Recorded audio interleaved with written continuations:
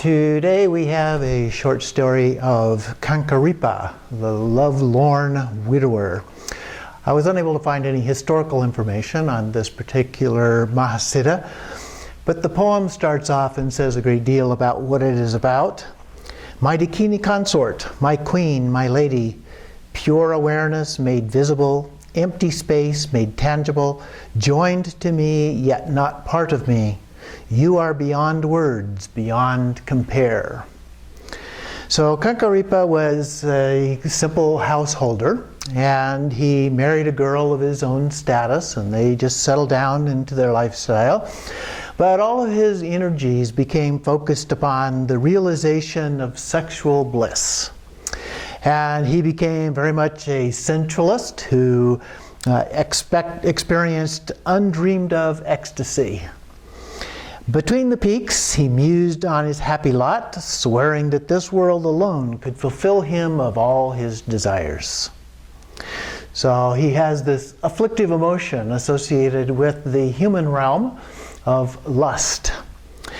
But a few years later, in the midst of all his youth and joy, his beloved wife died.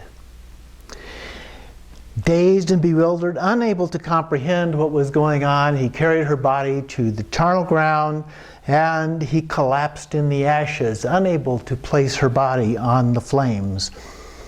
So a yogin chanced to be passing by and asked, "What is wrong?" "Rip out my eyes, give me back my wife," he said. And gently the yogin replied, "All life ends in death. Just as every meeting ends in parting, all compounds disintegrate. Clasping that corpse is no different from clasping a lump of clay. Instead of bewailing your fate, why don't you practice the Dharma and rise above pain?" "My mind is spinning," he said. "I can't think clearly. Please help me." And so the yogin initiated and empowered him in substantial seed essence that is neither center nor circumference. Instructed him to meditate upon his wife as a Dakini, the emptiness, the indivisible pleasure that has no substance or self. He spent 6 years in deep contemplation. All thoughts of his dead wife as a woman of flesh and blood were transformed into a pure state of pleasure and emptiness. The clear light dawned and he was able to see the reality of the unalterable truth. Delusion, bewilderment, and unknowing left his being. Through such efforts, this ordinary man attained the state of Mahamudra City and became known as in the world as Kankaripa, the corpse siddha.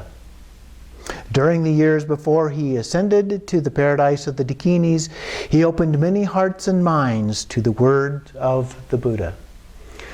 So in this short story, we see the essence of the idea that the worst of all of our suffering can be used as the path to the end of suffering.